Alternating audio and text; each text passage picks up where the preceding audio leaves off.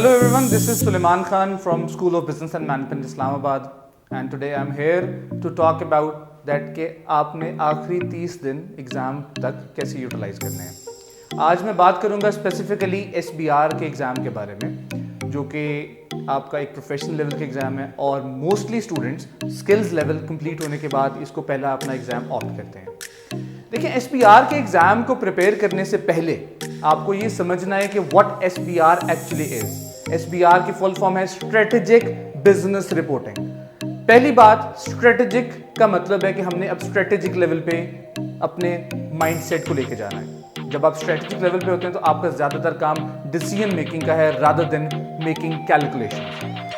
दूसरी चीज है business reporting. Now it is not financial reporting, it is business reporting and when we talk about business reporting तो इसका मतलब है कि यहाँ पे सिर्फ फाइनेंशियल अकाउंटिंग नहीं है, हमने दूसरे एस्पेक्ट्स को भी देखना है, जैसे कि बिजनेस की सस्टेनेबिलिटी मॉडल को आपने देखना है, आपने एथिक्स के बारे में देखना है, करंट अकाउंटिंग स्टैंडर्ड्स के बारे में जो डेवलपमेंट चल रही हैं उनको भी आपने नजर में रखना है। तो सबसे पहले तो ये जरूरी है कि you have to understand that what SBR is. Moving forward, jumping into the plan.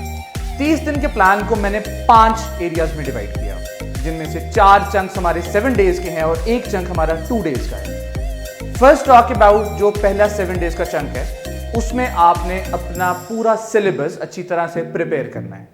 Syllabus prepare करने का मतलब यह है कि आपने बुक रीडिंग अच्छी तरह से करनी है ताकि आप अकाउंटिंग स्टैंडर्ड्स की डिटेल्स को समझें और ये समझें कि अकाउंटिंग स्टैंडर्ड्स बनाने का ऑब्जेक्टिव क्या है और उनको इंप्लीमेंट किस तरह करना है, अलॉन्ग विद जो उसका कैलकुलेटिव एलिमेंट है।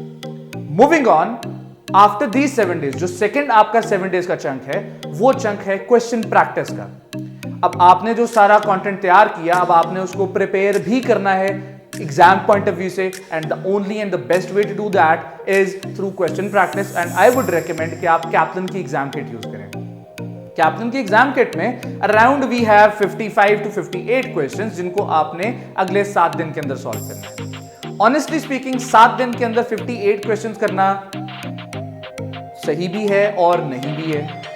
अगर कोई बच्चा फॉर एग्जांपल प्योरली स्टूडेंट है, मतलब he is not working somewhere, तो उसके लिए ये टास्क अचीव करना बहुत आसान है। लेकिन अगर कोई बच्चा कहीं पे काम कर रहा है, प्रैक्टिकली कहीं जॉब कर रहा है, इंटर्नशिप कर रहा है, उसके लिए 7 दिन में एग्जाम किट करना नहीं, प्रैक्टिकली पॉसिबल नहीं है। तो जो बच्चा तो फुल टाइम स्टूडेंट है, you have a verdict from me, 7 days में किट खत्म करें, बात खत्म। लेकिन जो प्रैक्टिकली काम कर रहे हैं, आप दिन के कम से कम 4 से 5 सवाल करेंगे और ये जो क्वेश्चंस आप सॉल्व करेंगे, either you are a full time student or you are working somewhere, आपने इन क्वेश्चंस को सॉल्व करना है ऑन योर लैपटॉप।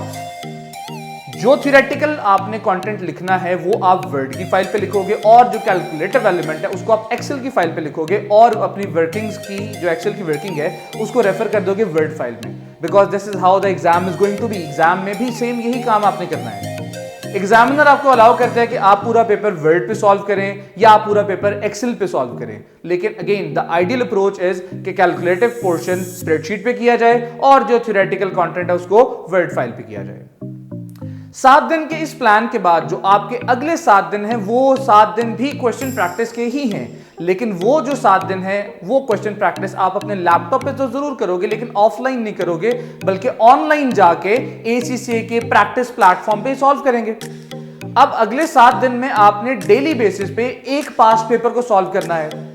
अब एक पास्ट पेपर को आप जब सॉल्व करोगे तो आपने टाइम्ड कंडीशन में उसको सॉल्व करना है। टाइम्ड कंडीशन का मतलब यह है कि आपने 3 घंटे 15 मिनट का अपने फोन पे टाइमर सेट करना है और आपने देखना है कि क्या 3 घंटे 15 मिनट में आपका पास्ट पेपर सॉल्व हो रहा है या नहीं।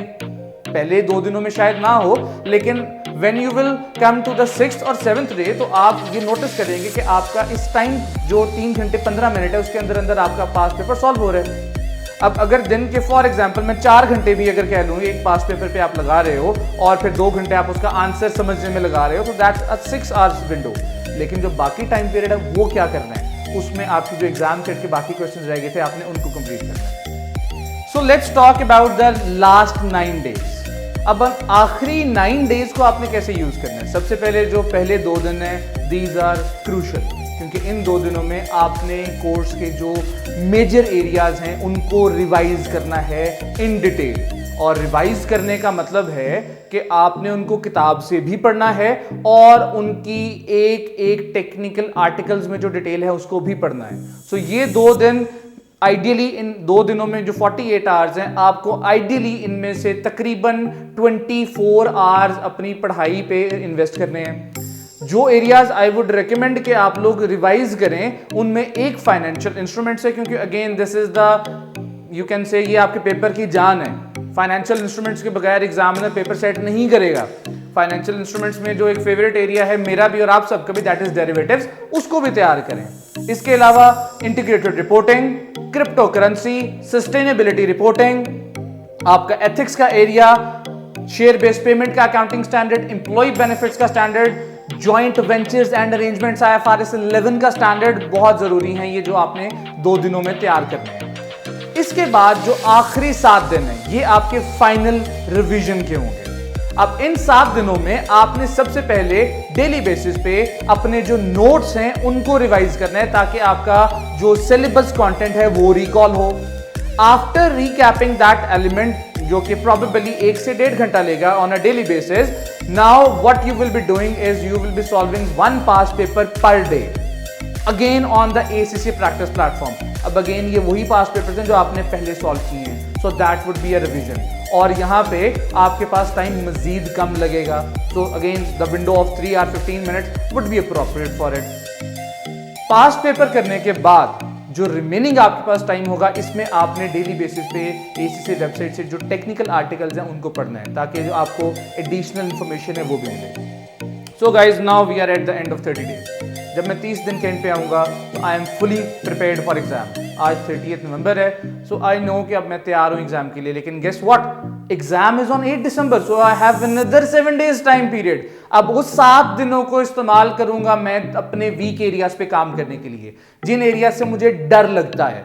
डेरिवेटिव्स हो गए, ठीक है, फेयर वैल्यू का जो अकाउंटिंग स्टैंडर्ड है वो हो गया, मुझे उससे डर लगता है। अब मैं उन अपने डर वाले एरियाज पे काम करूंगा ताकि मैं उनको भी एग्जाम में सॉल्व कर सकूं, और अगर कोई अनसीन सिचुएशन आए तो मैं उनका उसको फेस करके उसका आंसर कर सकूं। So guys, this was all from my side and I am very hopeful कि आप जो बच्चे दिसंबर 22 की अटेम्प्ट में एग्जाम देने जा रहे हैं, you will score very well.